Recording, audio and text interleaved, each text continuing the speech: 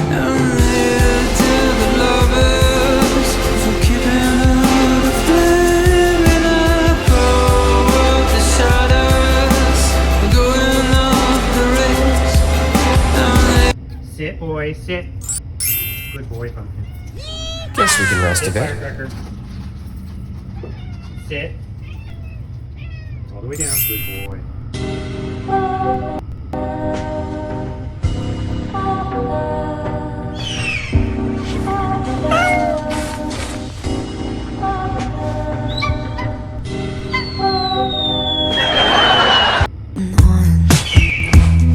Boy, you know you're all I want. Keep saying On the first day of Christmas, my true.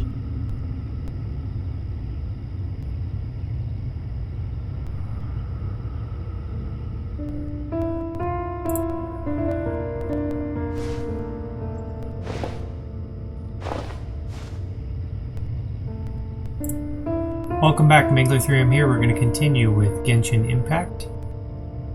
Sounds like it's already on. There we go. Alright, we are continuing the Roses and Muskets event. I think we're on part 3 right now. Let's see if we can find it. Try to wrap it up today. I don't know exactly how long we have to go. There we go. The Long Isle Glimpse Through Fog. It'd help if I point at the game, wouldn't it? Go to the gathering spot. Okay. You should really bring the Knights of Favonius.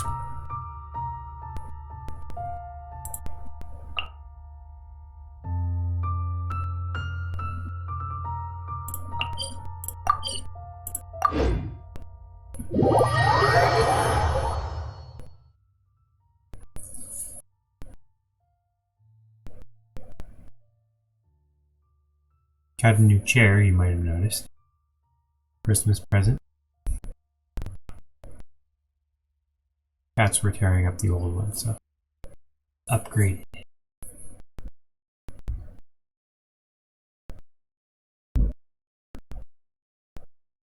One of our viewers said, "Hey, you need a new chair. Here you go.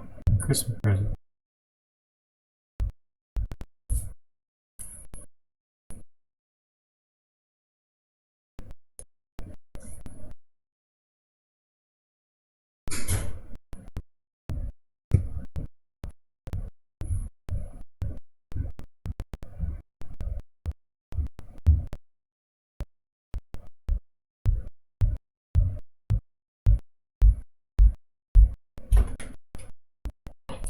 Anybody else notice teleportation taking forever lately? It's like a couple months ago, it just suddenly started taking like 2 minutes every time I wanted to move.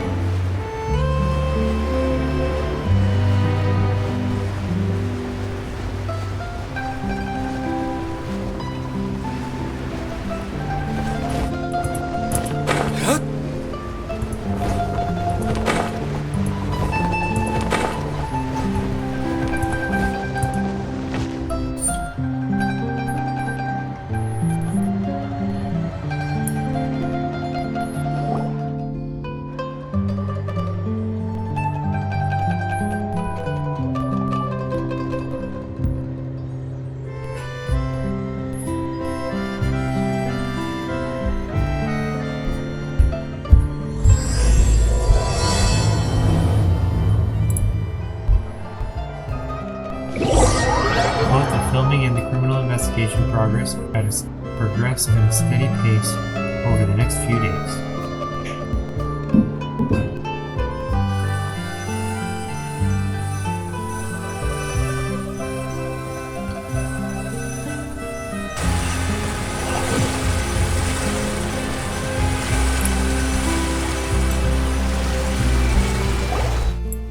Good work, everyone! We're we're looking to rap with our two main ladies today, I can already smell our success. What do you mean, looking to rap? It means completing the filming of all of their scenes. Oh, aren't you the expert now?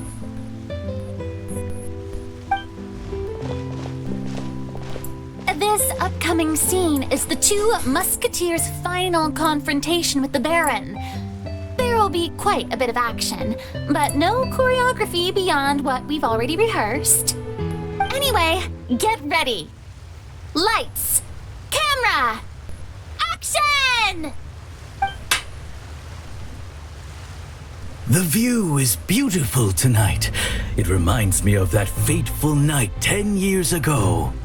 And now that I've said it, I can even make out the faint fragrance of herbal tea in the air. Enough, villain! It's time that you pay for the death of our mother! My dear Iris, have you forgotten your manners? How can you speak like this to your own father? I'd sooner swallow all of my teeth than call you father. What did I expect? Seems the daughters have turned out to be just as obstinate as their foolish mother. In this world, Mora and status is everything. She thought she could blackmail me using her children and force me to grant her recognition and concessions? Ah, how naive can a woman be? Mother never asked a single thing of you. All she wished was for us to live a peaceful life, just like the others. It was you who personally brewed the poison of prejudice and sent Mother to her death. Compared to that deadly poison, the 2 bullets that will soon pierce through your heart will be like sweet mercy. And that's exactly why I said you're just as naive as her. Did you really think 2 muskets would be enough to defeat me? So let's see. What is stronger? Mora and power, or the 2 muskets in your hands?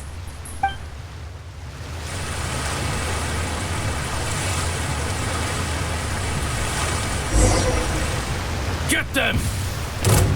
Tulip! There are too many of them! It'll be okay. We'll cover each other, Iris. And Mother will be watching over us too. That was quick. That fight lasted 2 seconds. You've lost. To think I'd lose to my own 2 kids.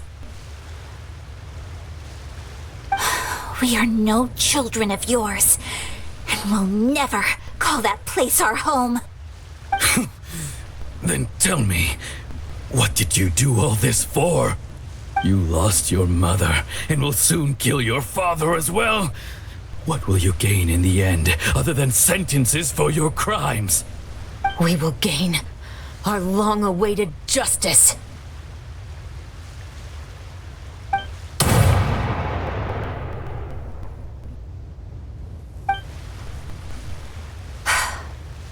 It's over. Finally, it's over.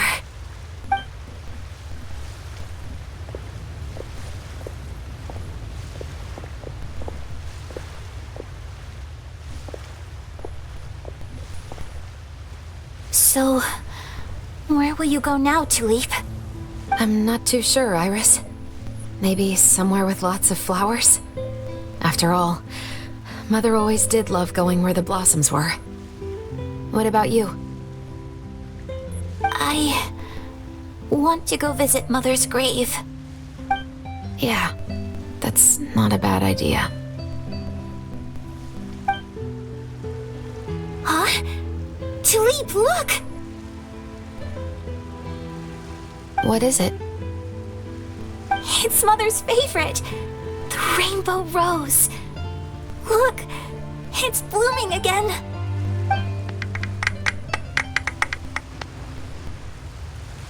Excellent!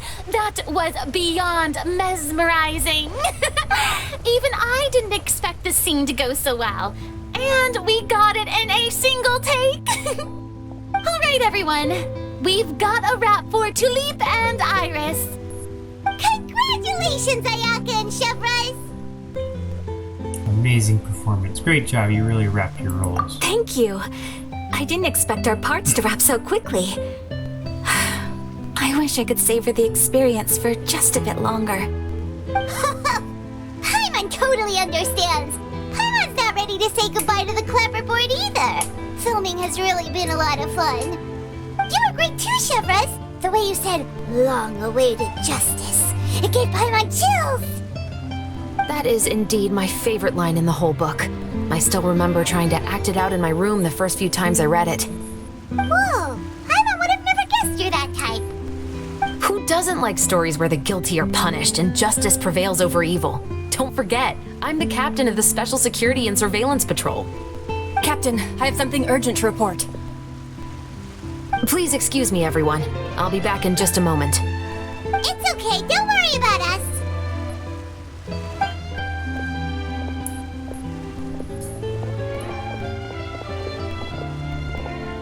Oh? Was she whisked away by work already? I was just about to tell her how great she did. It seemed like some urgent official business. Then perhaps we should thank the stars that we were able to wrap both of your parts so quickly today. Switching around the filming schedule would have been a real pain. Anyway, I actually came over to let everyone know that we're all done for today. You can go home and get some rest. And one last thing, Miss Ayaka. Your acting skills today were immaculate as always. Are you sure you won't consider taking up full-time acting? See, I just happen to know this great troupe that's still looking for a lead actress. Thank you for your kind words, Director Farina. Unfortunately, there are still many matters that I have to take care of back home at the Yashiro Commission. I cannot remain in Fontaine to pursue an acting career. Nevertheless, I will make sure to treasure this incredible opportunity in my heart. Oh, that's a shame. But I understand. Just let me know if you ever change your mind. I believe it's also about time for me to take my leave. But hopefully I'll see you on set over the next few days. Even though my part's wrapped, I'd still like to swing by and help out the crew. See you tomorrow, Traveler and Paimon. Yep, see you tomorrow. Well, what should we do next? Maybe we'll go investigate the case some more with Chevres today. Traveler, Paimon, please come with me. You shall come with us. Where are we going? You could say that our ship has finally chanced upon one of those small, remote islands of intel.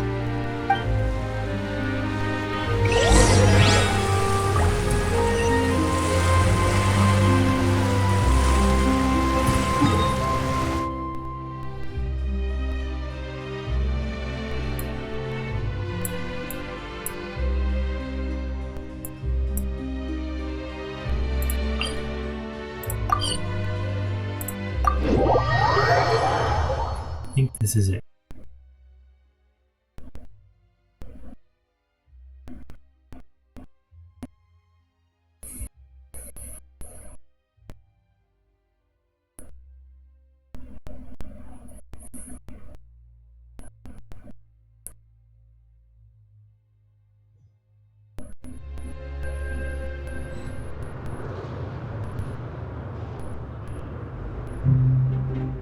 It's not. This is not the right computer sound. What's going on? Why are those in yellow?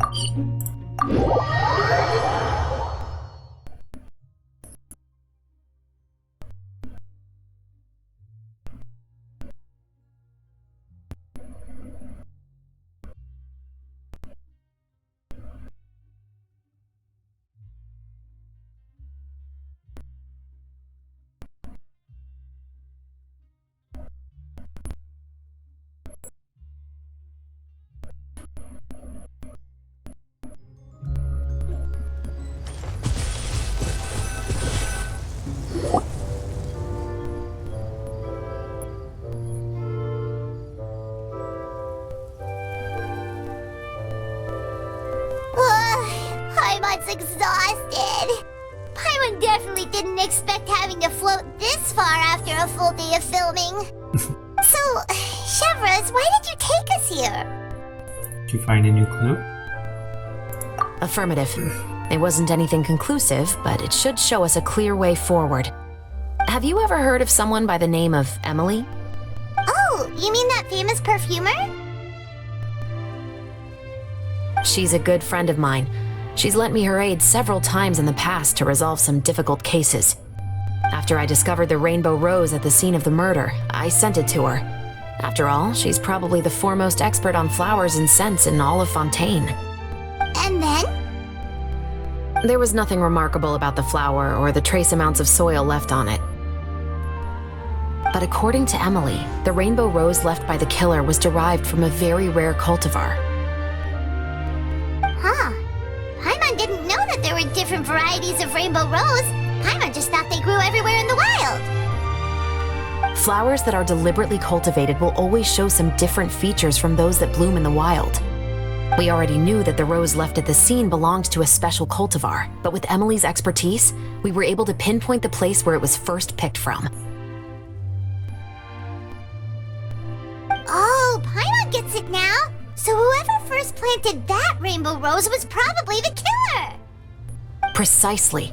And after we checked what we learned against some sales records from the past, we discovered that there's only one person in all of Fontaine who could grow and sell this specific cultivar. Really? And who is it? Boucher. It's the novelist. But didn't you say he had an alibi? To be clear, I haven't changed my mind about him. I still don't think he was the one who pulled the trigger. However, that doesn't mean the true culprit never visited him at his home or never purchased a rainbow rose from his garden. Whatever the case, we will have to confirm a number of things with him. So you mean the next place we need to go is... Yes, we're going to pay him a visit at his home.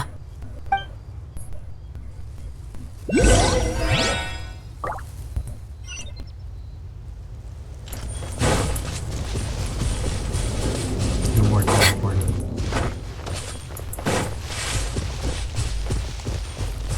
Who's painting? You're back, shall we continue? Oh, this is a different quest. Are you two leaving now?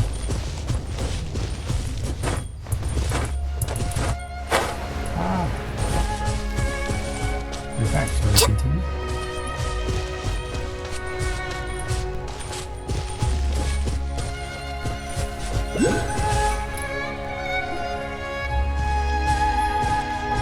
That should be his house. There are so many Gardamex stationed around the place. That's pretty unusual, right? According to what he told me last time we spoke, he hired them so he won't be harassed or disturbed. Huh. So there are a lot of flowers in his garden, but Paimon doesn't think we'll be able to pick one without alerting the Gardamex.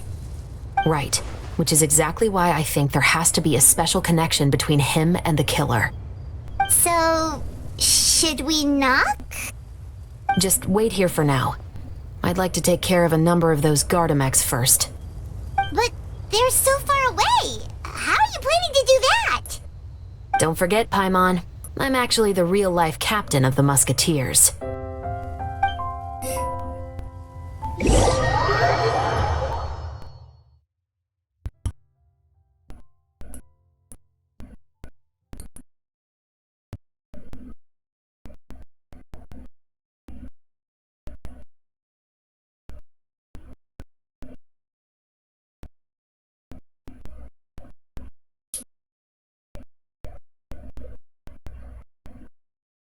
Cats chasing mice.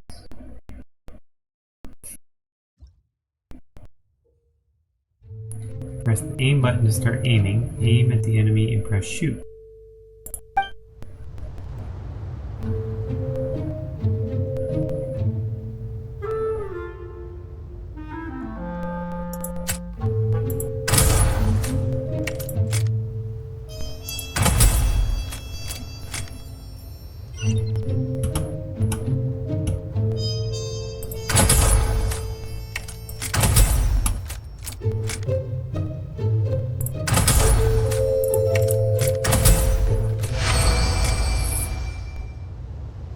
Got him.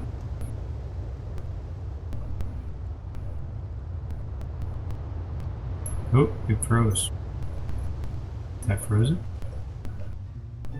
No. Not frozen. Just loading. Loading screen.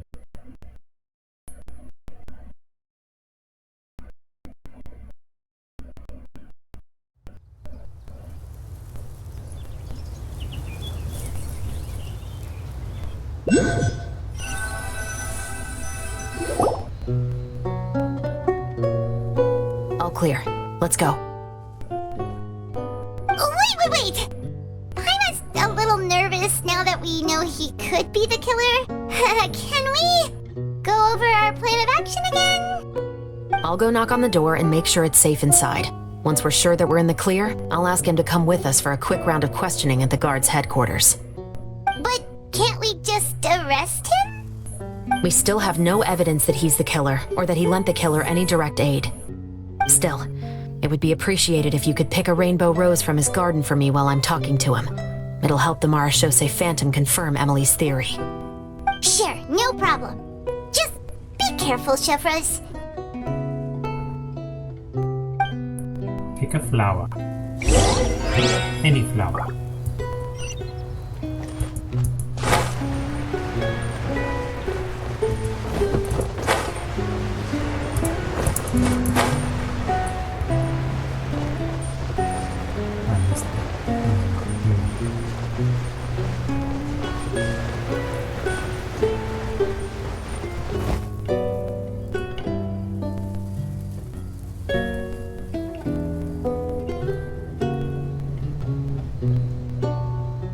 Excuse me, Mr. Baptiste, are you home?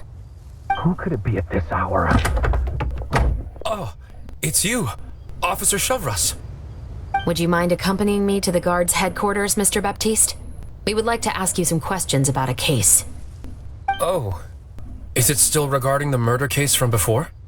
I cannot confirm or deny that at this time. So it is then. Listen, I need you to come with me, Mr. Baptiste.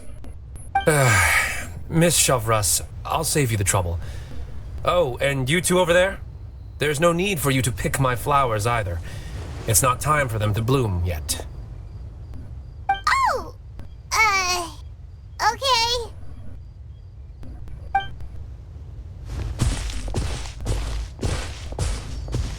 By saving me the trouble, you mean... I will confess. I was the killer. Huh? He just admitted he's guilty! Please relax, everyone. I'm not armed. The musket you're looking for has been buried in my backyard. Then it's my responsibility to inform you, Mr. Baptiste, that everything you say right now will be used as evidence for the inevitable trial.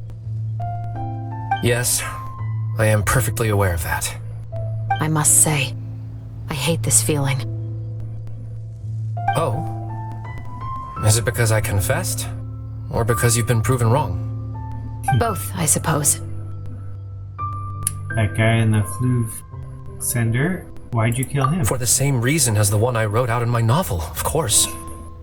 I did it to exact revenge. I know you haven't figured out the link between the two of us. Had you done so, I'd have been taken away to the headquarters a long time ago. But that won't stop me from always remembering his grotesque face. After all, he was the one who killed my mother. Your mother is still healthy and well. You know, I was adopted as a child. I was referring to my birth mother. That was never recorded in the orphanage's records. Please forgive a 6-year-old child for concocting some lies to protect himself after watching his mother die right in front of him. So, your novel, it was like a record of your life? No, of course not. It was a work of fiction with many embellished parts.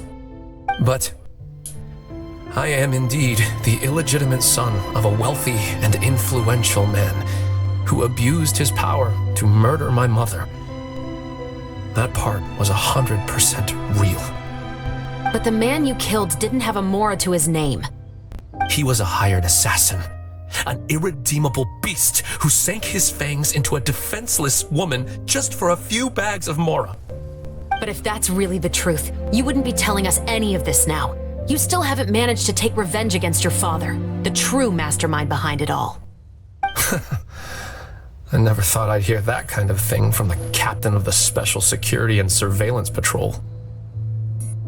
I'm simply skeptical about your motives. It's simple, really. I've grown tired of everything and don't want to shoulder this burden anymore. You may have considered me too soft to pull the trigger. Well, as it turns out, you are exactly right. I've become overwhelmed by the aftermath of the murder. So you're going to call a stop to your revenge, just like that? The true mastermind is too rich and too powerful for me. I've accepted that I will never be able to avenge my mother alone. And so what? The characters in your book never gave up. Now, Officer Shavras, I'm the one who has killed a man, aren't I? Are you trying to convince me to commit another crime?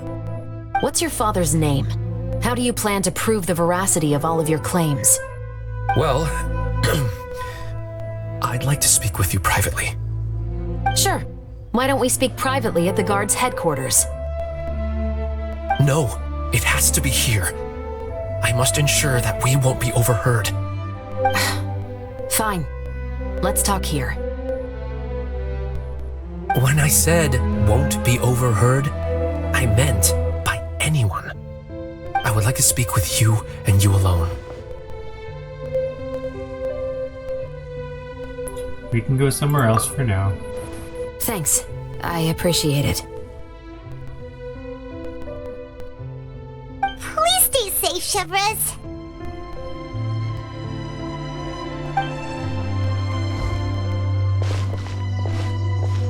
All right. Let's hear it. Will you really believe what I'm about to say? Well, that depends on what you're going to tell me. Fair enough. Fair enough. Then listen closely.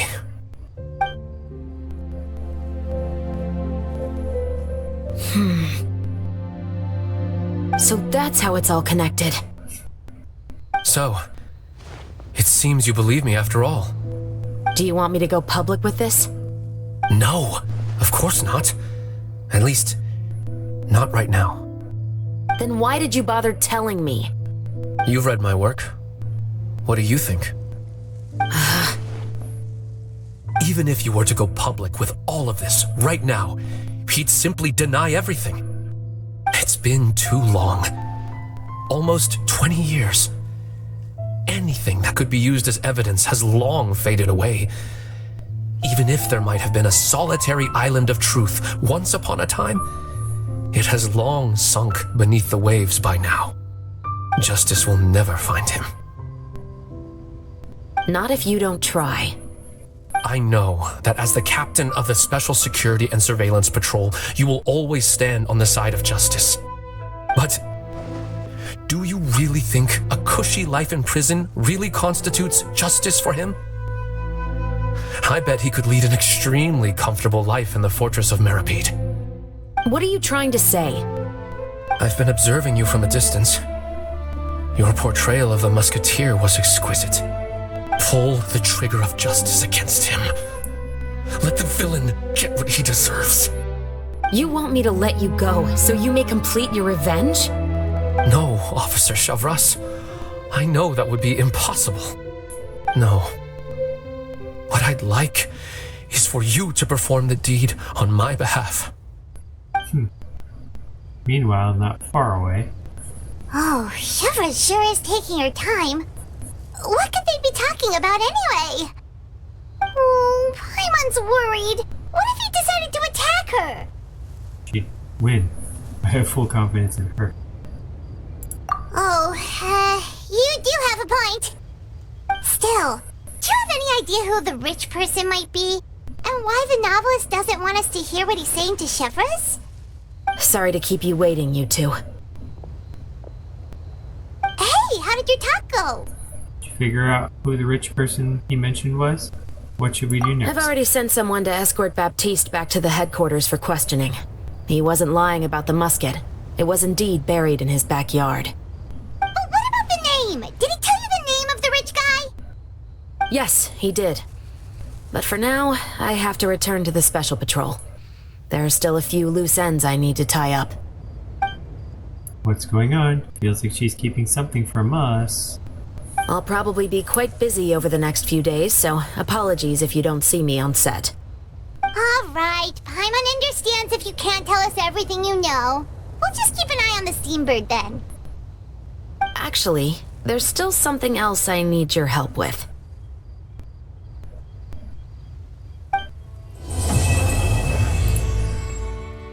Three was pretty quick.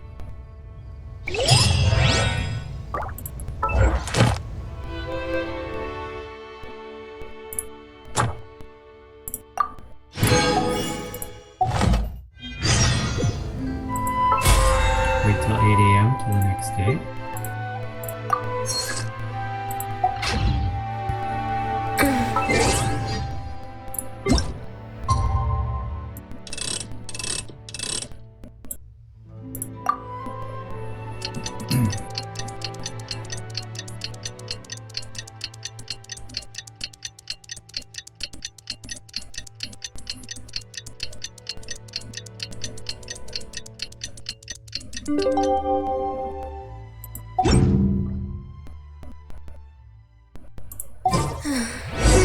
We haven't seen Chevra since that night at Baptiste's place.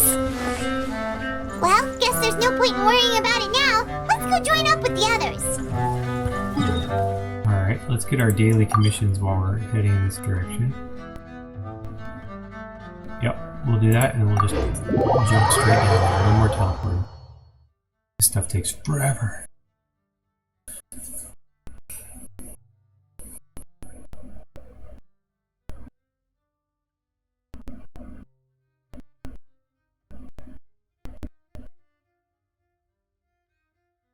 We got 80 for that. First ones are a little skimpy, but these ones are speeding up.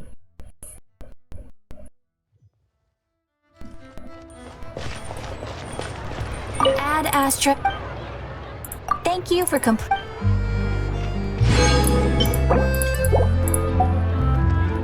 Add Astra.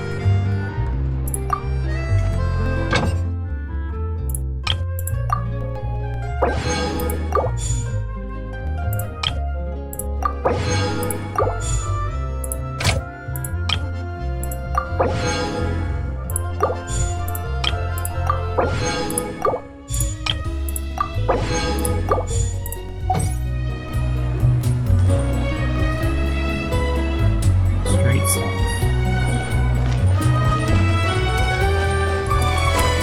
Try and lower the altitude. I need to get out more.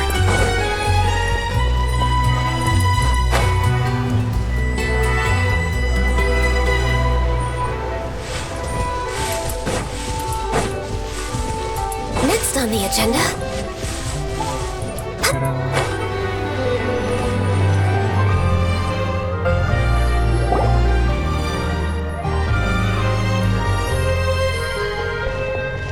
Good morning! Hayaka and I were just talking about you. Is Chevra still not joining us today? Probably not.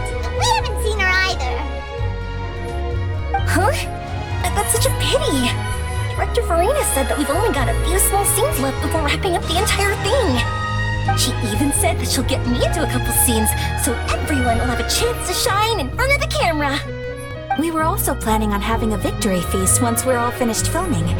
You can join us, right? No, of course. If only Chevros was here. I still haven't taken a photo with her. I'm afraid that can't be helped. Those special patrol folks are like phantoms when they've got a case on their hands. But to be honest, I'm even more concerned by what I read in the Steambird earlier this morning. It said that the killer in the murder case was none other than the author of The Two Musketeers. Oh yeah, I heard about that too. He came forward and confessed his crimes, but gave no explanation as to why he pulled the trigger. We didn't know about this case at all when we joined the film. Is it going to affect the reception of our work? From a pure publicity standpoint, this will draw a lot more attention to our film. I have to say, though, that no director can be perfectly comfortable with garnering attention through means other than artistic skill. To be fair, I feel like that ship sailed the moment you allowed yourself to be named as the director on our posters. It's not my fault that I'm super popular. What was that saying again? My popularity has, Sunk to an all-time low? spread to the four corners of Tibet.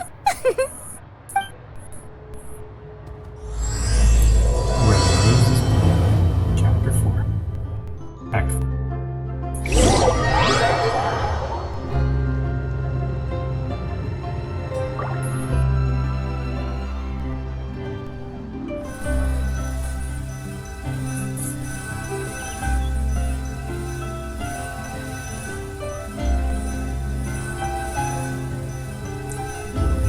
Progress.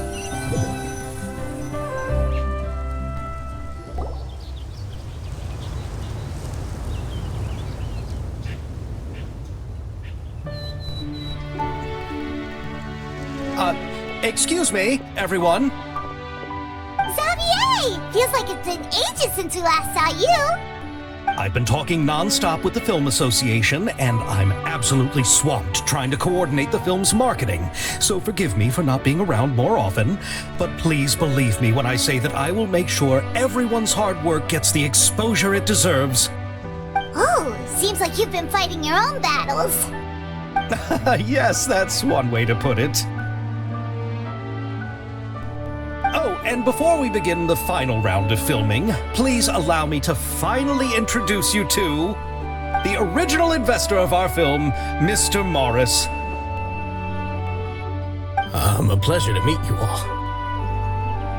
Yes, glad to make your acquaintance, Mr. Morris. We've heard about the issues you've encountered with your financial situation, and genuinely hope that things have taken a turn for the better. Oh, well, the situation has indeed improved somewhat. Don't worry, Mr. Morris. Accidents and last-minute challenges happen all the time. There's no need to blame yourself over it. The good news is that we're almost done filming now, and I would even say that this is the best story I've ever seen. Is that so? I see, that's great news. All right, now that we've gotten all the pleasantries out of the way, let's get the show on the road. We'll mostly be filming typical people and scenery from the streets today to improve the sense of environmental ambiance in some parts of the film. Oh, and there'll be a cameo for Mr. Kamisato and Miss Yoimiya as well. They'll be used to show outsider perspectives on the fates of the two musketeers. That's right. Ayato should be here any minute. Excellent! Then let's start with the scenery shots. Camera and clapper loader, you're up. Yep, we'll be ready. Remember, all we need are some wide zoom shots of the streets. If you happen to find some particularly lovely patches of flowers and grass, feel free to grab some close-ups of those as well. Ready? Lights! Camera! Action! Okay, now move the camera slowly. Try to focus on that flower.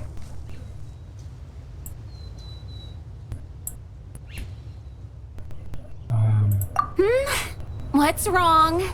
Just adjust the focal length a bit. Oh.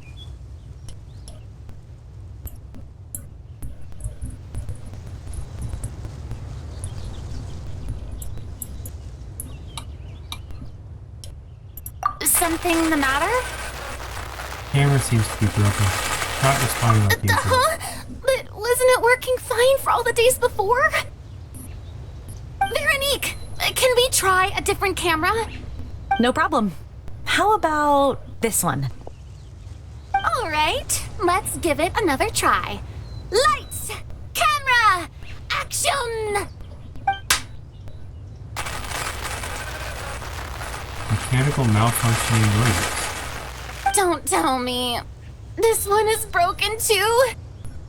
Veronique, do we have any other spare ones we can use? I'm afraid we only brought these two today. What? Then go find a workshop to get them repaired right away. Oh, and you too, Bono. Go find our spare camera in the warehouse and bring it back to the set. On it. Greetings, everyone. My apologies for the delay. Is something the matter, Ayaka? It seems like there are some issues with the filming equipment today. We're stuck for the moment. I see. Well, let's not just stand here twiddling our thumbs. Actors, to the makeup booth. We'll start on the next scene as soon as we get a working camera. After some time, Veronique returns with a repaired camera. The people at the workshop told me that the part which holds the lens in place seemed to have fallen off. That's super strange. It was perfectly fine just yesterday. Well, no time to dwell on that now. Let's get back to filming. Ahem! Quiet on set! Places, everyone! Lights! Camera! Action! By the way, have you heard about that recent murder case? Yes, I have. It seems that they've caused quite the commotion in the city. I heard that the chief of the guards is so mad about not catching the culprit that he's about to explode. Oh? I find that quite hard to imagine, considering how he already looks most days. Director, we have a problem. Oh, we're in the middle of a take! Couldn't you wait until we wrapped up this scene? No, Director, our film, all the finalized film that we've been keeping in the case has disappeared. Oh, wait, well, what did you say? Mr. Bono, please take me to where the film was kept right away. I'm coming too.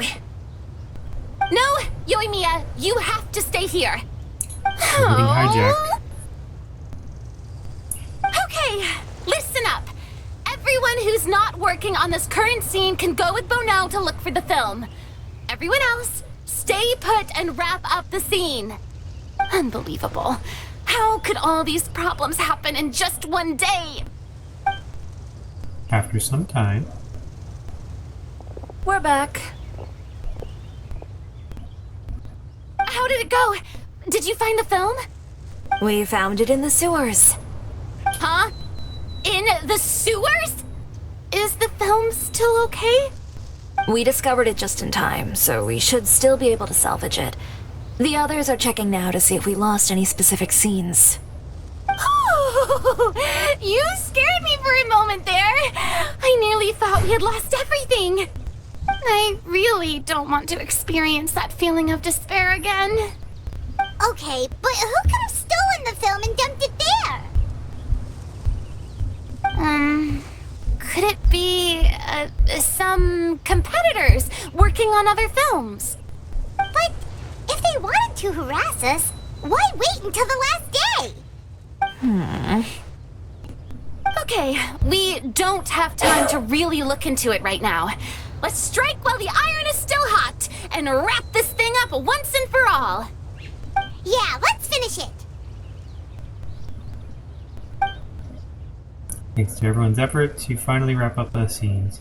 Unexpected situations, problems overcome. I would like to officially announce that our entry to the festival, The Two Musketeers, has now concluded filming! Paimon is spent. It's so late already. Even though the filming process proved to be extremely challenging, everyone provided valuable and unique contributions to the final product. Thank you all for your dedication and support. And just like Director Farina, I would also like to extend my most heartfelt thanks to all of you. Really, you've all helped me so much. All right, let's save the awards speech for later and hopefully also get some rehearsals in before the real thing. Anyway, now it's time to party! Let's all make our way to the beach and have a celebration feast so loud and fun that even the blubber beast will want in.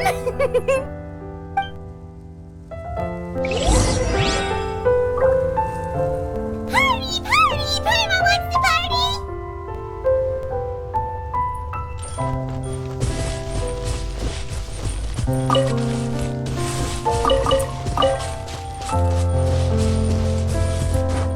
Whoa, this place is hopping!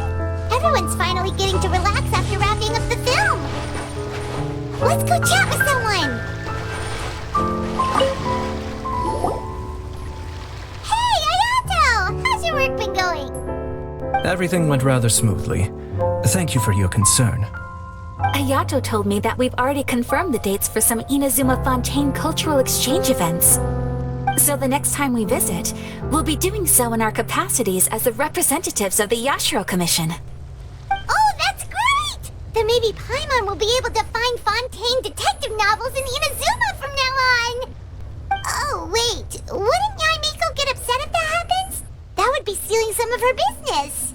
As long as the novels are sufficiently interesting, I don't think she would. You've got a point. She's always complaining that light novels have become bland and too predictable after all. The cultural exchange won't only feature literatures of both nations, of course. We have also made plans for cross-cultural engagements in the fields of gourmet cuisine, toy making, and artisan craftsmanship. Wow, Paimon's getting super excited now!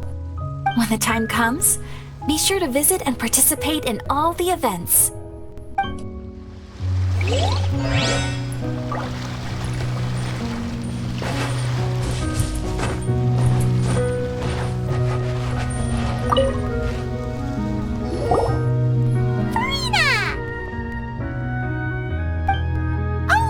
My darling clapper loader and camera operator, you've both worked really hard. Paimon thinks you worked even harder than us. Honestly, Paimon was getting a little tired of playing with the clapperboard by the end of it. Worst of all, Paimon started having dreams of you shouting, "Lights, camera, action!" into Paimon's ears. The actual dream can't even start until you've yelled that. Hey, if anything, shouldn't I be more grand and delightful in your dreams? We've been through so much together, and that's how your brain remembers me? That's not Paimon's fault. We've just used the clapperboard too much lately. Anyway, what's most important is that we wrapped the film. I'm pretty confident that we'll take first prize. You mean the Farina Award? Hey, no need to mention the official name. Wait, now that you mention it, if we did win the prize, would Farina just get a statue of herself? Come on, I don't need that kind of attention. Xavier can accept the reward on our behalf. But just imagine! Farina accepting the Farina Award and holding a Farina statue. I'm going back to my dessert now. You all can keep discussing that on your own.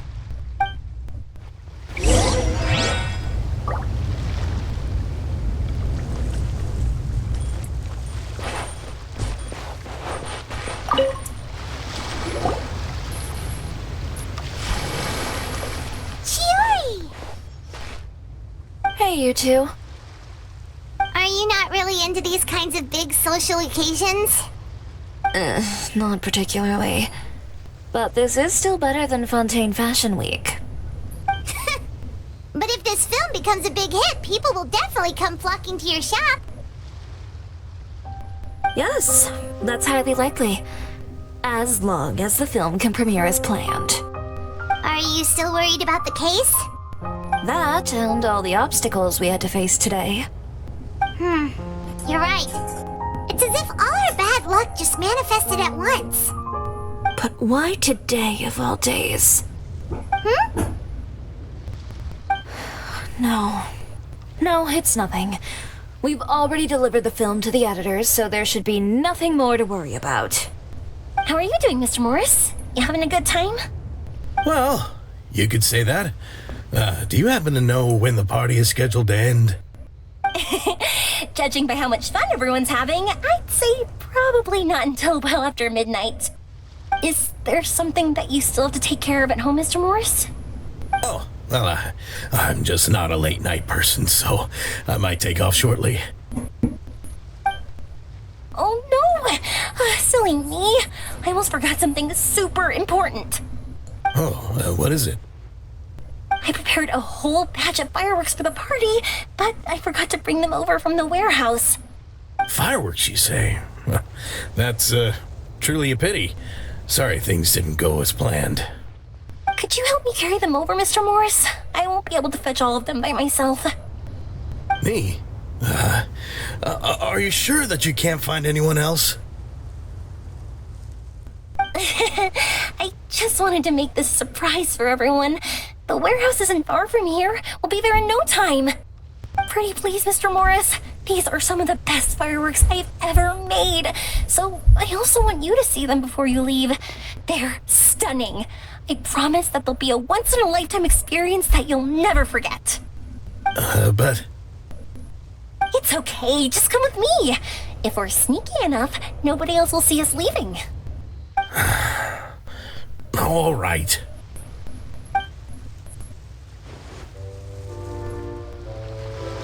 The warehouse is right over here. I moved the fireworks there in advance, so it shouldn't be too much work bringing them back. It's still a ways away from the party. Sorry about that, Mr. Morris.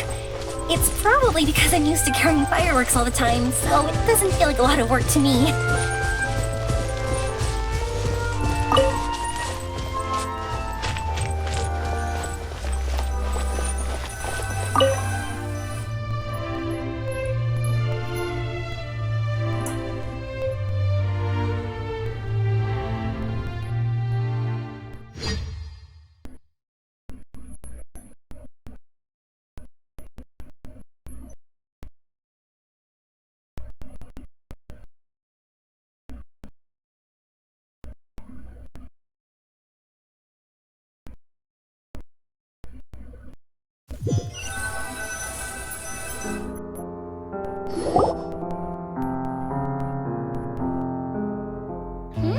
It's dark in here.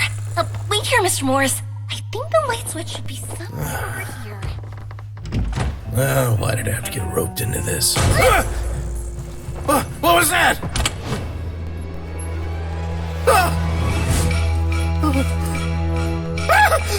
Who's there? Get me out! Get me out of here! Did you really think you'd get away, Morris?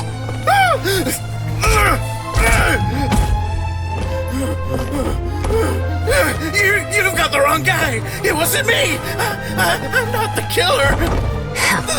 You know, Eliza died a far more heroic death than this. She fought your assassin to the end, to save the children she had hidden beneath the floorboards.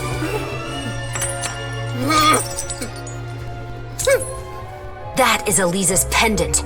The one with a photo of you two inside. The one you gave her. Ring any bells? It's a fake! It has to be! There's no way! No way your assassin didn't destroy it, you mean?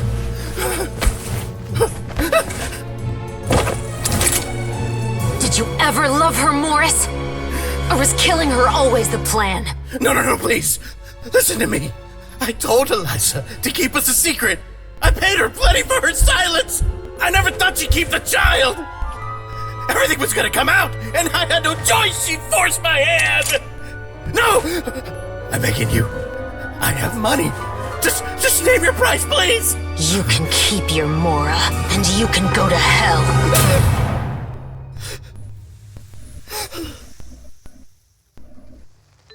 I'm Captain Shavraz of the Special Patrol. Morris, you're under arrest for Eliza's murder. Huh?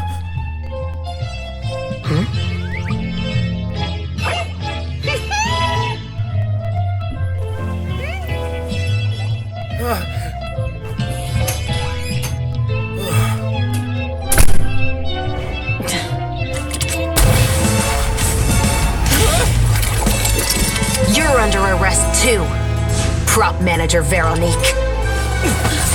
Or perhaps I should call you the Second Musketeer.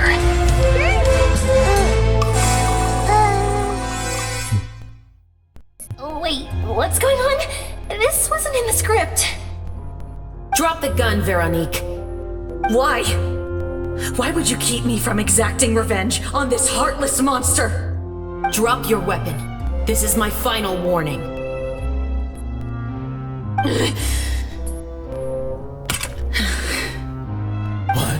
What is going on? Do I have to spell it out for you, Morris? Everything that took place just now was staged to get you to confess the truth. But this last part is all improv, of course.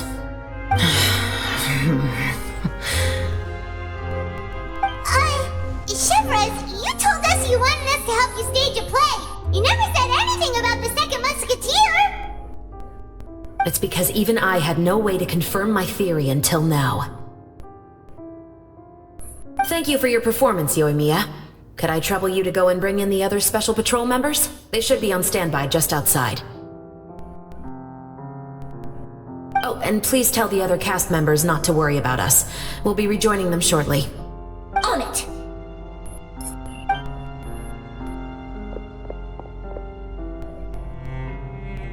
So what do you think, Morris? Care to talk about what happened 20 years ago? My patience is limited, you know. Don't force me to take you back to the interrogation room. I'd wager that you wouldn't last for more than a minute in there. With the recording we made, you have no chance of winning in court. Cooperating with us now is the most practical move. All right. I'll talk. I hired an assassin to murder Elisa. She once worked as a maid on my family's estate. She was very beautiful, and after some time I fell for her. We kept our relationship a secret and carried out an affair for some time, but it wasn't long before she became pregnant. And if my parents ever found out, they would have stripped me of my inheritance and status, driven me out of my home. I also didn't expect Elisa to insist on bringing the pregnancy to term. She even asked me to leave my family and travel far, far away with her. She believed that you were truly in love with her. I didn't have a choice. I gave her a large sum of mora, told her to leave the family and to get rid of the baby. But then years later, she sent me a letter. There were photos of 2 children, and she even asked if I could find some time to visit them. Huh? 2 children? Paimon thought Baptiste was the only... you mean... Even if she had the children against your will, you could have just ignored the letter entirely. Why kill her? I had just gotten engaged to be married to an heiress from another wealthy family. So if anyone were to find out about Elisa, my life would be completely ruined. I didn't have a choice. No, you always had a choice. You just made the wrong choice. Again. Do you know how it feels to watch your mother be killed right in front of you? My brother and I were hardly even school age yet. We were hidden beneath the floorboards, grasping each other's hands like a lifeline. We were so terrified that we didn't even know we could ever take a breath. All we could do was to watch Mother try to fight back, and then collapse to the floor. Even after the assassin left, we were still too terrified to leave our hiding spot. We thought that he might come back. It was only until the next evening when we finally climbed out and gathered around our mother. But she had already become cold and stiff to the touch. You made up your mind right then and there to bring this case to light. Not only that, we resolved to get our revenge. And that's why you became the Musketeers. No, that's why I became a Musketeer. The man from before was also killed by me. My brother had nothing to do with it. I figured as much. You did? I once told these two that he didn't look like a killer to me. His confession from that night also rubbed me the wrong way. I think what really tipped me off was, how could I not feel a sense of regret in him? He confessed faster than any criminal I've ever met, but he didn't say a single word about you. He insisted that he was the sole perpetrator in the case. But after the questioning ended, I disassembled the musket we dug up from his backyard, put it in front of him, and told him to reassemble it. Wanna guess how far he got?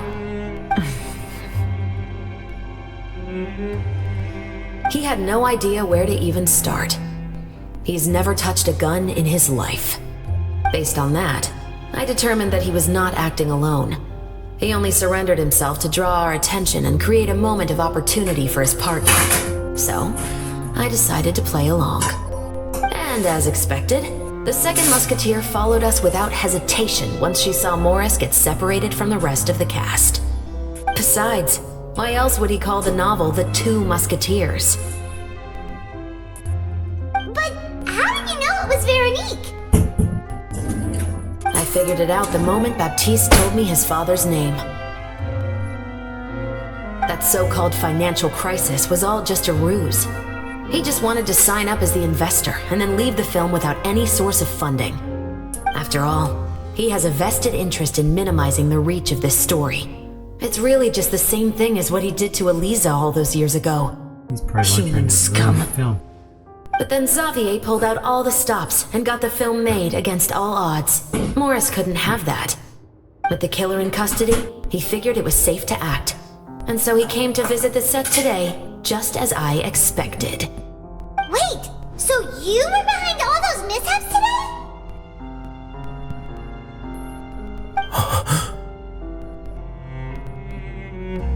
As for the identity of the second musketeer, I assumed they'd probably stay close to Morris and look for an opening.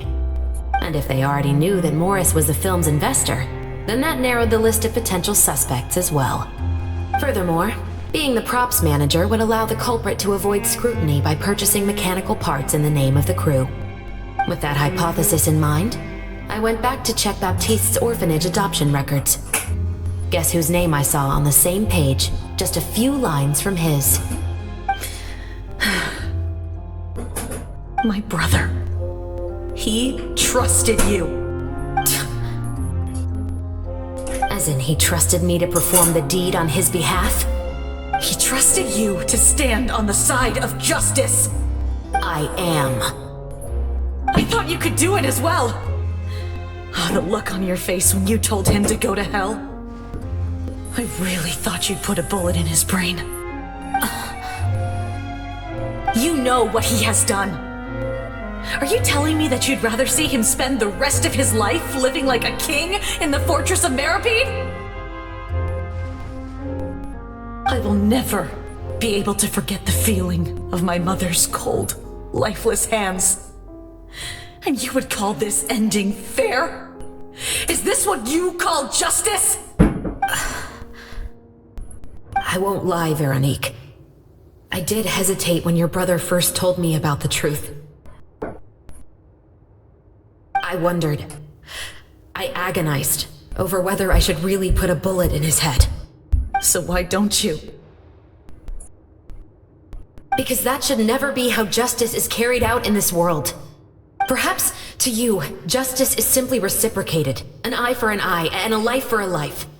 But everyone has their own understanding of justice. If everyone were to pursue their own definition of it, there would be no more order in this world. Today, you'll kill Morris, and tomorrow, his children may come for you. The world cannot render judgments based on a desire for revenge. That will only lead to a cycle of revenge, as well as the destruction of order and civilized society. Fontaine is founded on a set of laws and a standardized code of justice. That is why we are the nation of justice. But with all that said, I will promise you this. Morris will not lead a cushy life in the fortress of Meripede. Chevreuse, the rest of the special patrol is here. Thank you so much, Yoimiya. Letelier, Terena, please take them away.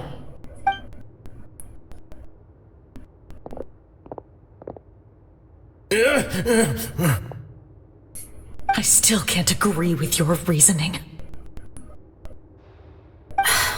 I know. Justice has not been delivered. At least, not today.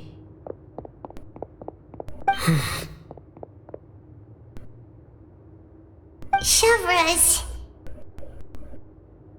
Let's go. We should give an explanation to the crew. Are you okay? Thank you for your concern. I'm fine. I'm just thinking about the things in life that have driven people to take justice into their own hands. Explain everything that happened to the rest of the crew.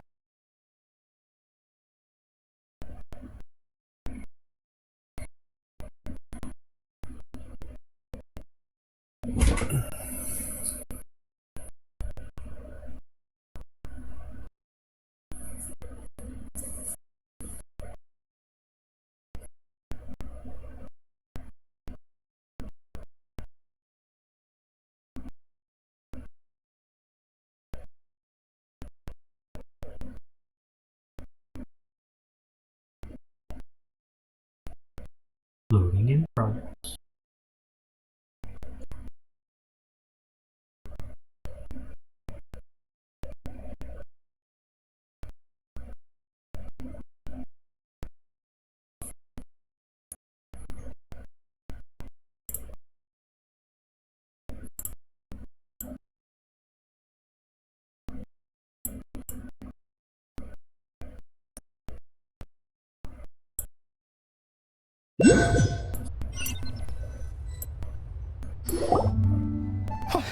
Who would have thought Morris would turn out to be...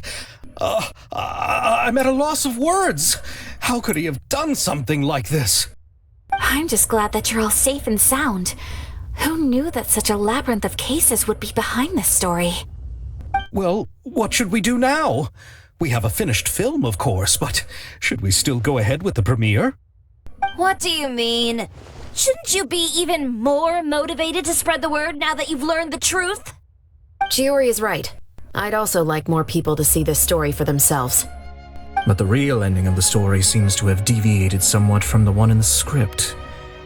Is that still acceptable to you, Miss Chevros? The call is yours. We still have time to reshoot an ending if that's what you'd like. No, it's fine as is.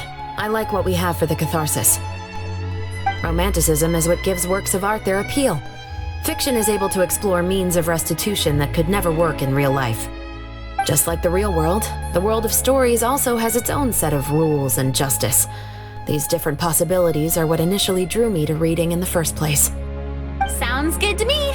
I support your decision. What about Veronique?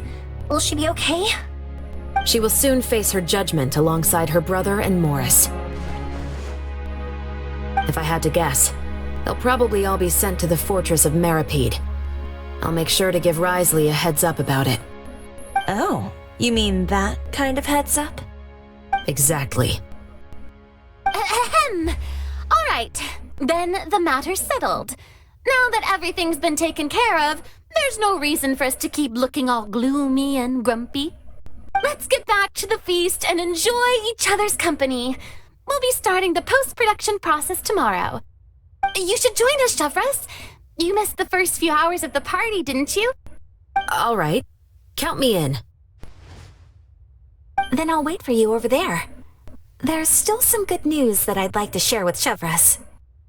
Traveler, Paimon, could you wait for me by the sea after the party ends? I'd like to go on a brief walk with the two of you. See you then. Thank you very much.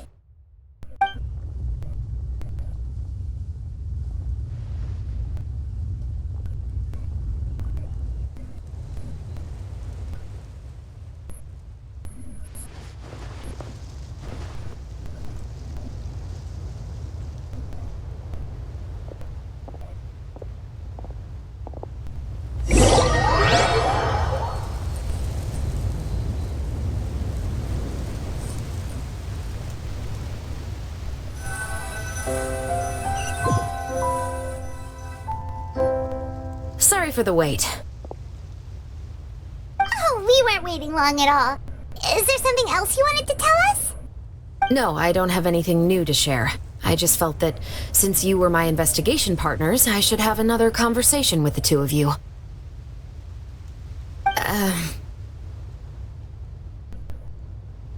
Traveler, how would you have responded to Baptiste's request if you were in my shoes? I would have done the same as you. I would have helped him get his revenge. I don't know. When I was young, my father often took me here to swim. We'd come rain or shine, even when it was freezing cold. He told me that swimming was the best activity to train one's strength of will. You could never give up before reaching the shore, especially when the water was cold. Oh? Why is that? Because the moment you give up would be the moment you die. At that point, I still hadn't received my vision. One winter, the chilly wind felt almost like knives on my skin, and the seawater was so frigid that it numbed my toes the moment I stepped in. I cried and begged my father to spare me from having to swim across, but he wouldn't listen. He used to be a member of the Special Patrol as well. You could say it was his way of educating his children. That sounds awful. When he saw that I wouldn't stop crying, he just picked me up and tossed me into the icy water. The bone-chilling cold took away my senses. I couldn't feel anything but fear and rage. I waited for my father to save me, but one look and I knew he'd already started swimming for the opposite shore. I realized that if I were to give up, I really would die right then and there. I used all of my strength to try and catch up to my father. Those few minutes felt longer than my whole life up until that point. I did, however, make it to the other side. I've never felt afraid about anything in my life after that, nor have I ever cried again. That way of teaching would have never worked on Paimon. Yeah, I don't think that was the right method for anyone. It's just that, working now as I am in the pursuit of justice, I still sometimes feel like I've been tossed into that winter sea all over again. The anger and the helplessness. Chevreuse. But the worse I feel, the more I know to never give up. The alternative would be to forever lose myself among the waves. Anyway, how about a race? Neither of us will drown, but we can still see who swims faster. I'm game. You guys go ahead! Paimon will grab the clapperboard to mark the start of the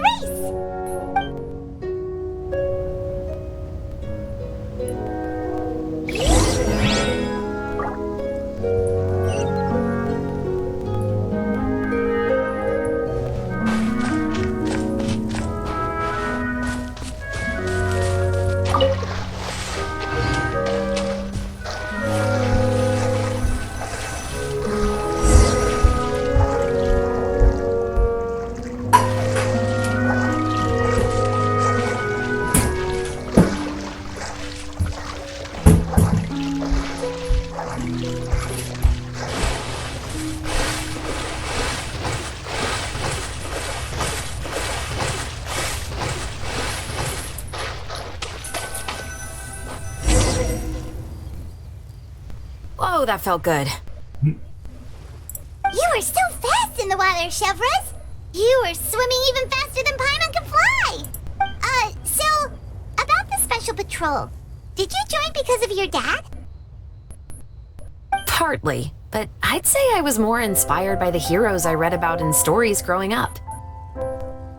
Oh, so it's due to your love of stories! Of course, it was only after I joined the Special Patrol that I learned that truth is often stranger than fiction. Come on, let's walk a bit more.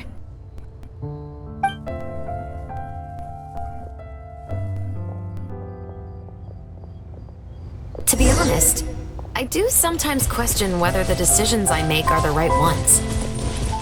But I know that no matter what, I must keep swimming. Because the only thing I've got my eyes on is the shore in the distance.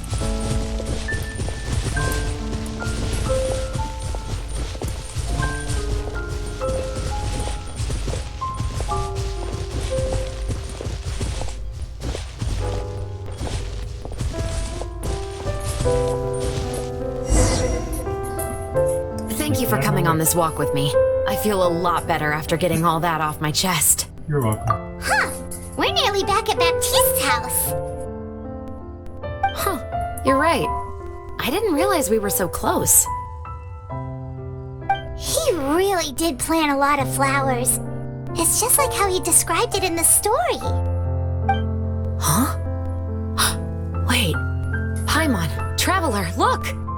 the rainbow roses in the garden. They're in full bloom now.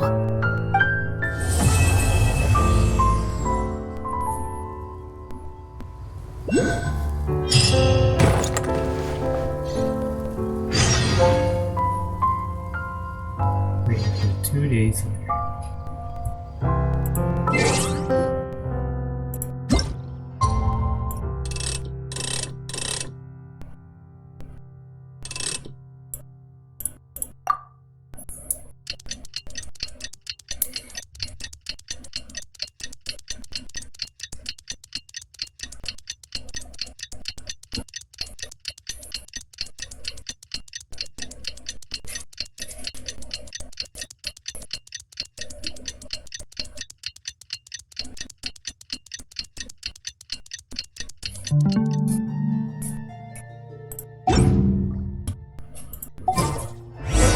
If you lie on the grass, you can feel the heartbeat of the world.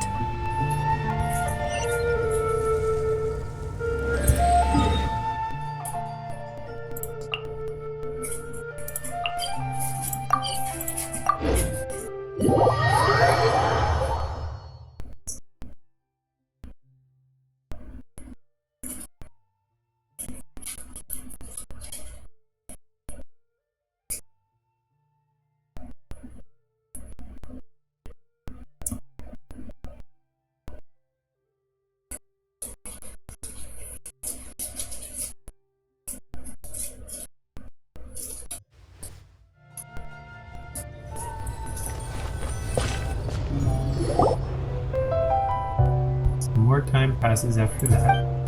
Film has a successful premiere. Musket murder case also successfully comes to an end. Yay! It's been a while! Hey there, you two! Sorry I've been scarce. I've been buried in marketing and preparing the film for release ever since we wrapped post-production. The award ceremony is today, right? Paimon wonders if we'll win the Farina Award. I'd give it a 90% chance. Farina! Oh, Paimon didn't know you were already here. You're earlier than everyone else. I'm sure the others will also be here in no time. Xavier, if we end up getting called on stage, shouldn't you come up with a name for our crew? But we don't even know if we're going to win. I wouldn't want to jinx our chances by celebrating early. Just open your eyes! Surely you've seen the audience's reactions to our film. We've had nothing but critical acclaim. You've also had conversations with the Opera House's operating staff, right? Didn't they want to increase the number of showings? With the mora you've made from the box office, you can now open your very own film company. But that's all credit to my amazing crew. You've all helped to make this a reality, so I can't be the only one asked to come up with a name. Well, give it some thought. I'm sure the crew will respect your choice. All right, but before that, Traveler and Paimon, could I trouble you to quickly pay a visit to the Fortress of Meripede? Huh? But shouldn't we stay for the award ceremony? I wanted to ask you two to invite Shavraz to join us at the ceremony. She's one of the lead roles, after all. I haven't been able to find her recently, so I haven't had the chance to invite her personally. According to the papers, the culprits of the Musket murder case will be personally escorted today by the captain of the Special Patrol to the Fortress of Meripede. Oh, Paimon gets it now. It'll be a piece of cake for us. Yep, just wait here, Xavier, and maybe try to come up with a few snappy-sounding names. All right, then I'll leave you to it.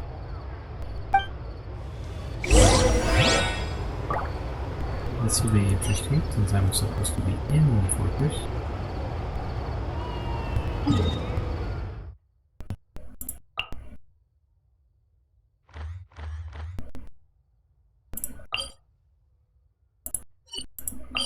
Oh, it's at the Duke's office, and I can't go to the Duke's office.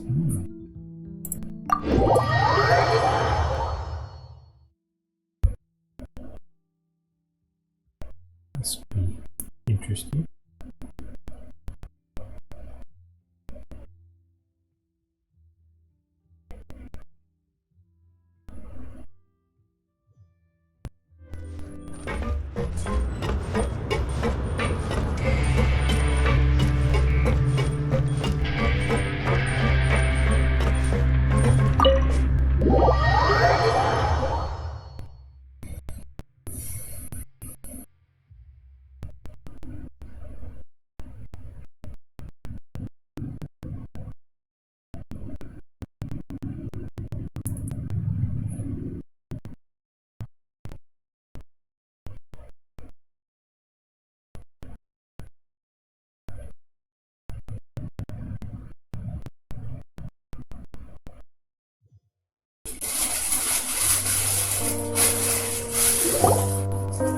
is as far as I'll be taking them.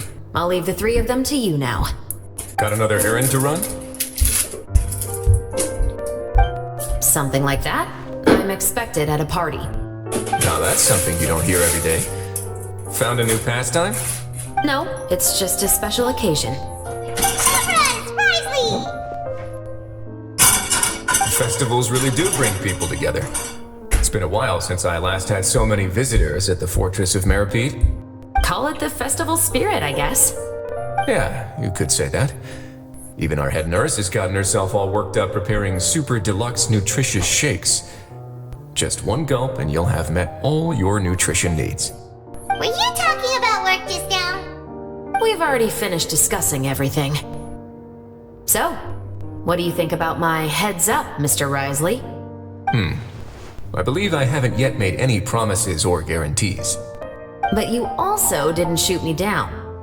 Here, how about this? You could give everyone a copy of the newspaper. Perhaps on the day when the cover story happens to, oh, I don't know, expose a certain someone's misdeeds from 20 years ago? I suppose then a certain someone may soon find himself the most unlucky person in the Fortress of Meripede. While another two people will soon be hailed as heroes. Speaking of heroes, did you two need something from me? Actually, we're here for... You're here to invite me to the party, right? Don't worry, I didn't forget. Ooh, then let's head back right away! See you, Risley! Happy Fontinalia Festival! And the same to you.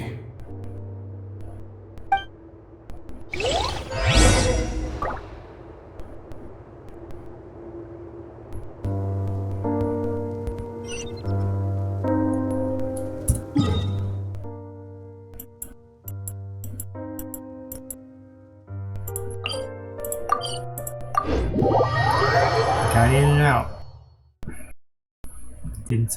I was surprised to do that, but I'll take it.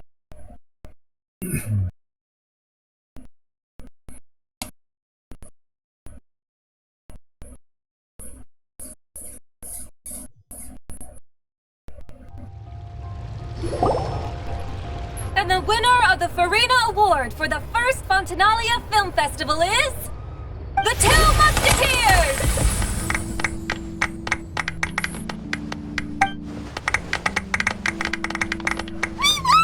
We really won! Yay. Congratulations, Mr. Xavier. We won? I can't believe it! I really can't thank all of you enough! See? My takes on Fontaine's entertainment industry have never been wrong. Now, please welcome to the stage the producer of The Two Musketeers, Mr. Xavier!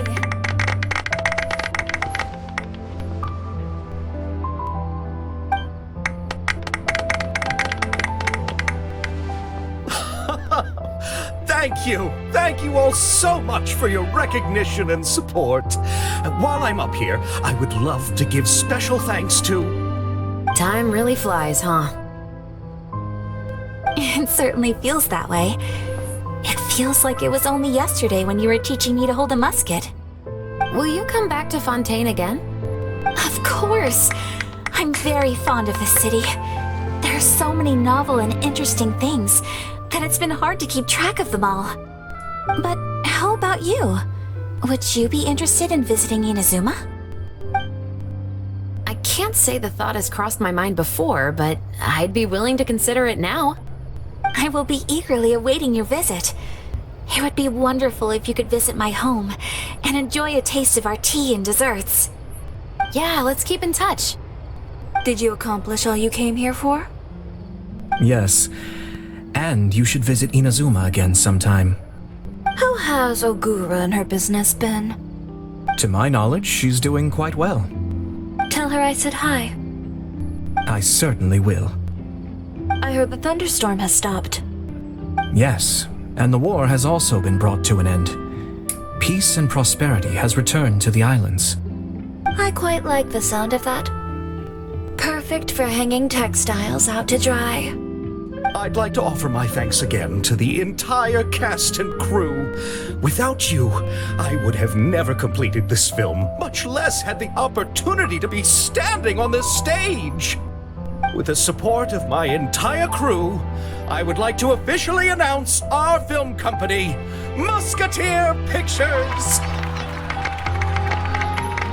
Woohoo! That has a really nice ring to it. Then in that case, let's please welcome all the members of Musketeer Pictures onto the stage for a commemorative photo. Oh, Paimon didn't know we'd also be taking pictures. Director Farina, I believe you are the most deserving person to raise this trophy. Huh? No. There's no need. It's so embarrassing. It's an honor the director deserves. Yes, I agree. Can't think of anyone better for the honor. Just accept that you're not getting out of this. Ready, everyone? 3, 2, 1. Musketeer Pictures!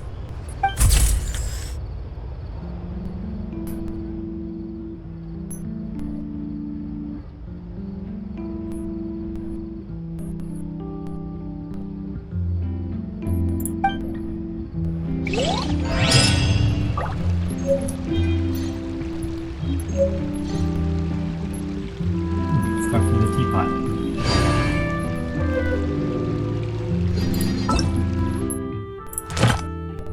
Alright, let's put this.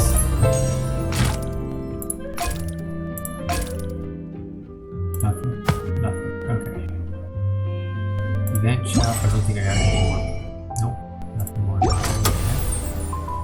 Alright, then there's the Lost Riches. Let's see what this is. Oh, it's a talk to Olman. I think it's a fishing one. Is that above water or below water?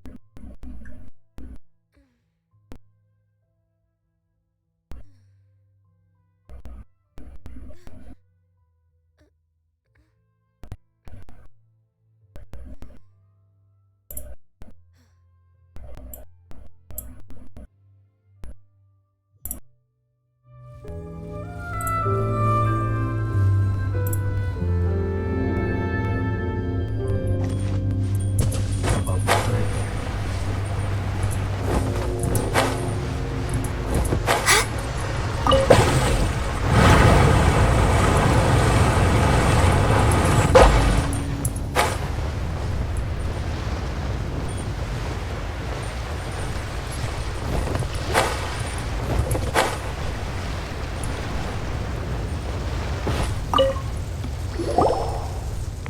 Come on, little one. I really don't know how to dive. Look, I don't even have a dive suit.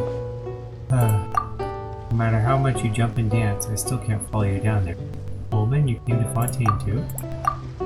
Mangler Paimon, fancy meeting you here again. Of all places, quite a coincidence. You haven't changed a bit. Still popular with the Sealies. And it looks like you're getting better and better at communicating with them. Translate what the Sealie is saying for me, please. Don't make fun of me. I don't have a clue what it's trying to say. I just came here to do some business and decided to take a stroll by the water. Suddenly a Sealie started following me out of nowhere. Again. I'm used to this sort of thing by now, so I followed it. Uphill and down dale. I even had to row a boat for a bit. Normally they start bouncing around and tell me something's buried here. But it keeps diving into the water deeper and deeper. But I haven't got a clue how to dive. I heard other people saying that the waters here not only have powerful currents, but also kinds of other dangers. All I can do is sit here on my little boat waiting for it to return. But that little guy is still leading me to place after place. I really wanted to know that I really don't know how to dive. Are you enjoying the unique Fontaine experience? Totally and completely. A friendly, compassionate, kind nation that you never ever feel like leaving. Ha ha ha. Sounds like you're about to ask us for help again, aren't you? Yes, yes. Oh, thank the Archons. You haven't yet been influenced by the local customs here too much. You still speak so directly and clearly. The dramatic, flowery way some Fantanians talk I just can't take it anymore. Every 2 words, there's 2 respectful terms of address, 3 metaphors, and 6 adjectives. I always get straight to the point. I, being naught but a humble traveler, have not yet achieved such incredible feats of rhetorical mastery. Gah! I feel like I'm starting to get influenced. Come on, take this notebook. I marked some spots where the little guy has taken me. Just like before, find the ancient iron coins, bring them to me, and I'll buy them off you at an excellent price. Pleasure working with you, and Paimon.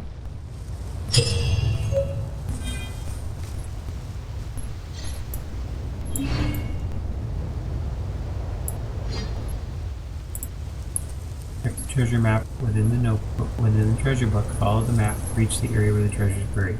Ullman will mark 1 new area in the book every day, a total of 6 different areas. If you equip the treasure-seeking Seelie from your inventory, you can summon it when you're in the area. If you're not in the treasure area, you may not achieve your summons. After you equip and summon the treasure-seeking Seelie, the mini-map will mark the location. Find one location after using energy 3 times. You should begin searching the area on land, certain radius, helping treasure location. Digging up the treasure.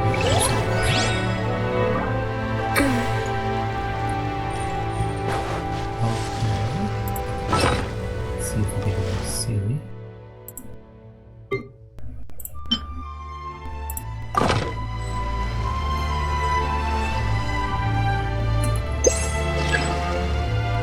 Outside the treasure area, come on, let's look at the map.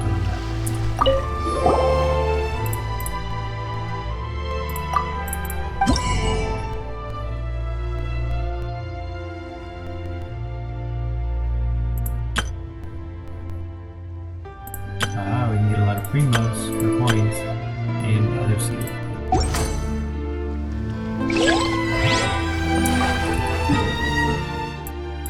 Alright, I don't see anything marked on the map. I'm gonna go underwater. I'm confused. This could be it. Got it.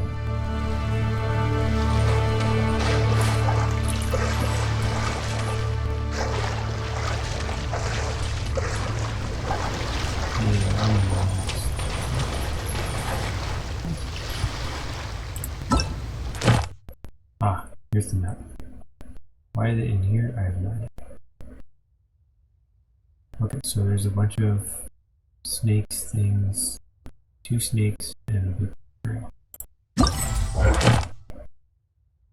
West slopes of Mont.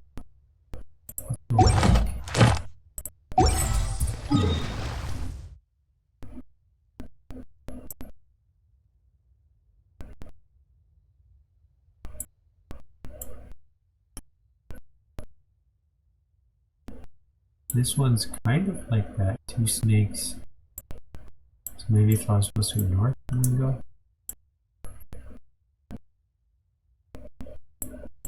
They probably purposely, or it could be over here. I bet it's over here.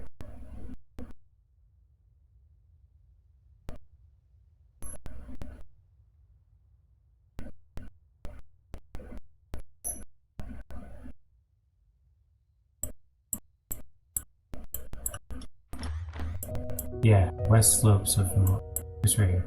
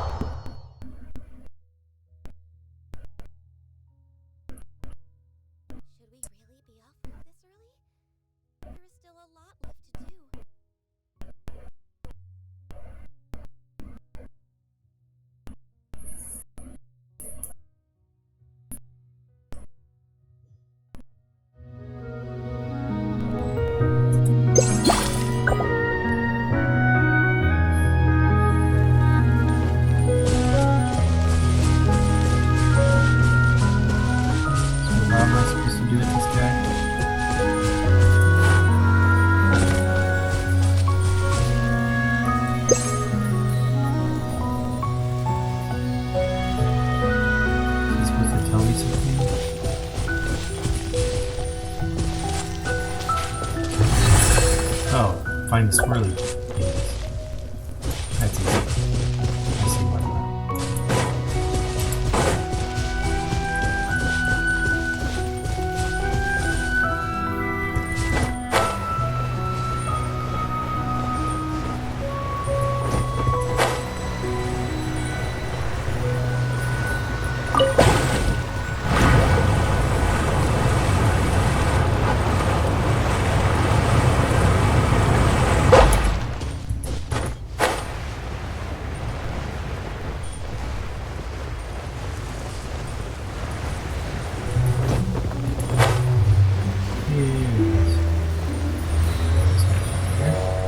Alright, and the last one.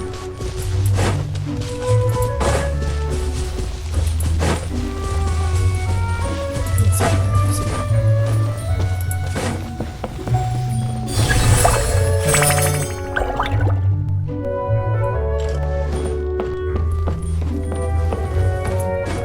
Ta-da!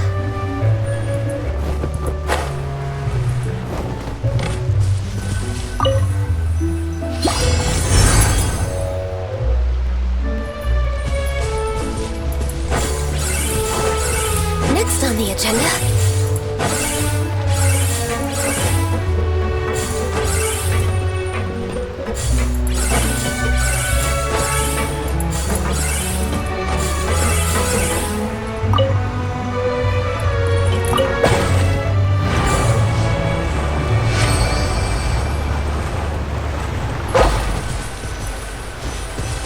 Alright, so that was done.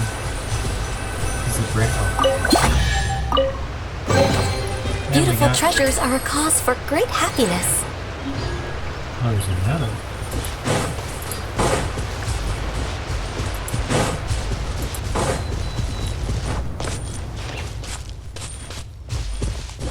We're way behind schedule.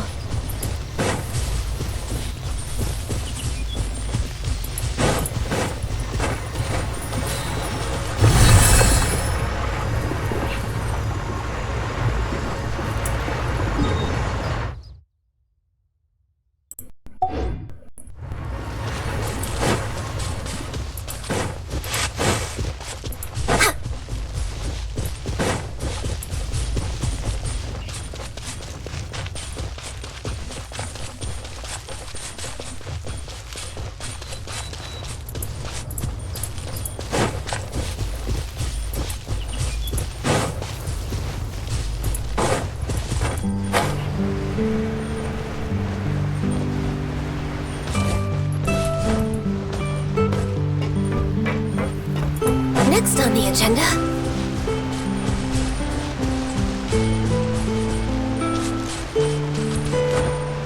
We're way behind schedule.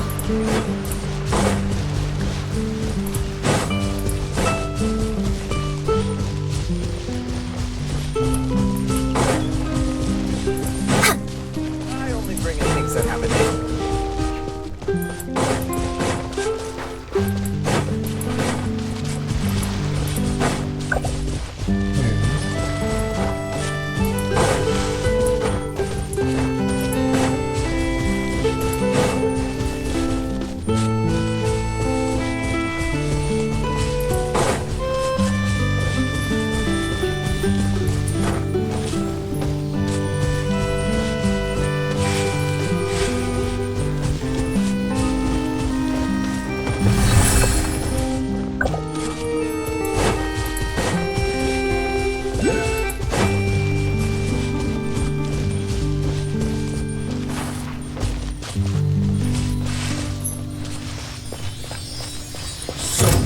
We're way behind schedule.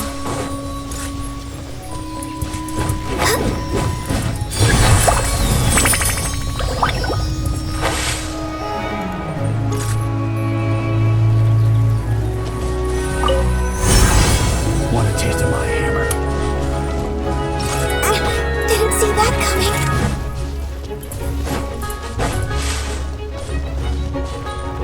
We're way behind schedule.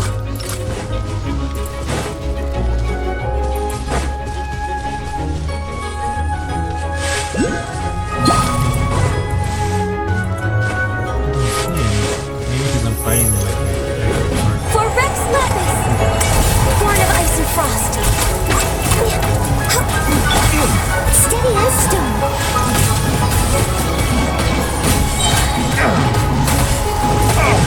Time to clean up.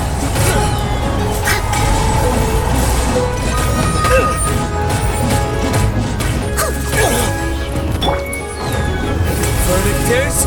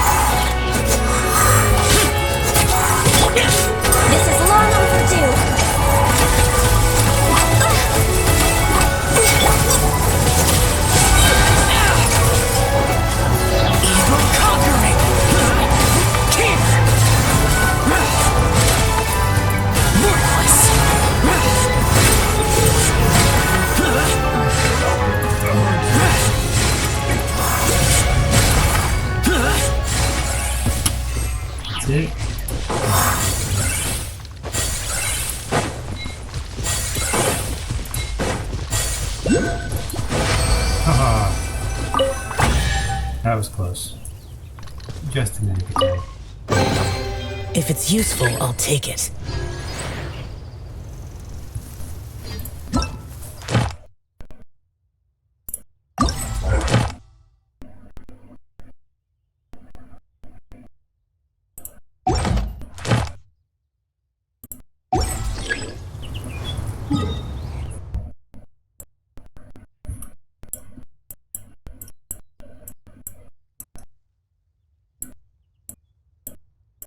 Should mark it on the map. Isolation plane.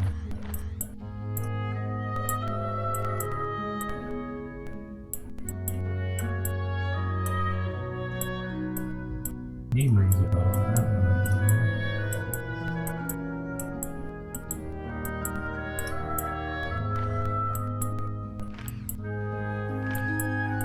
Alright, let's look at the map picture and try to figure it out.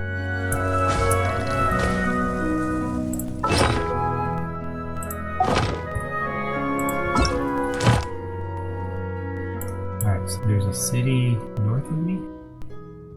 So I'm south. There's like a little canyon thing. This looks like underwater.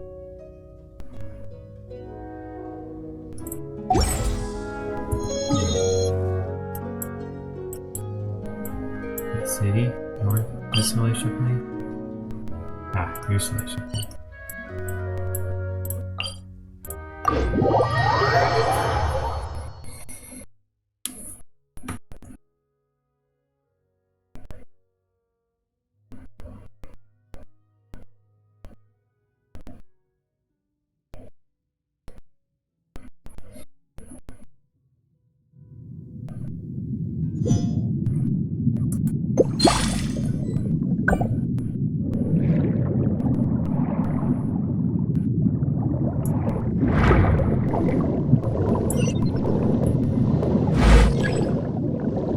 Obstructs the path of challenge. Complete a challenge first. Absorb abilities, multiple rounds, destroy poker fruit.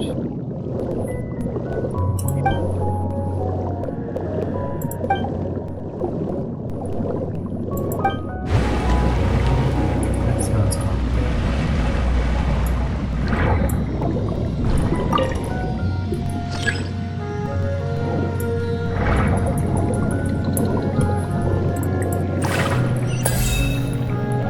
At the ability.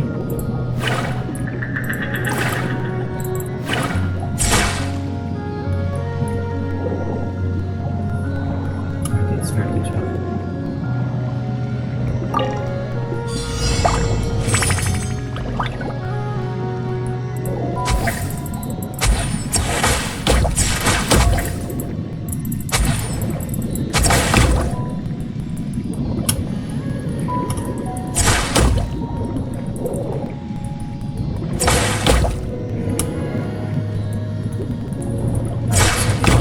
If I use my skill. My skill is good, so I don't want it.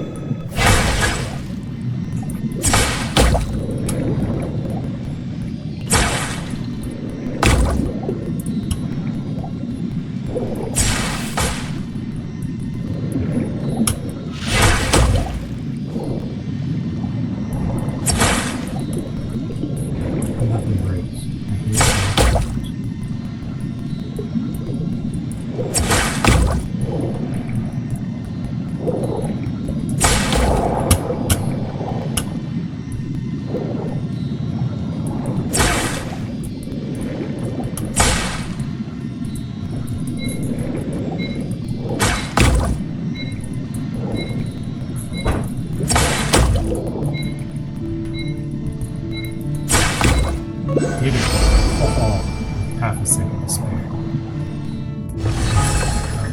Just for one.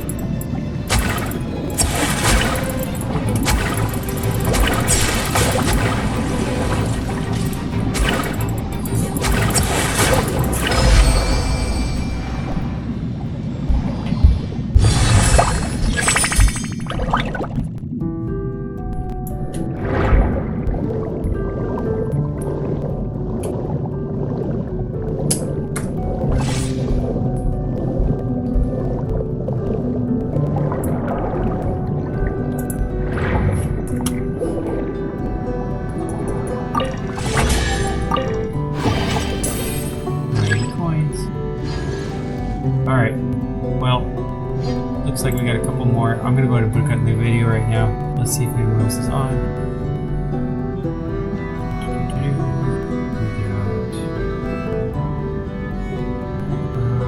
I think we're good. Most people have never been to my stream, so no loss. Have a wonderful weekend. See you guys next time. I'm not sure when we'll finish this quest. We'll see. Have a good one.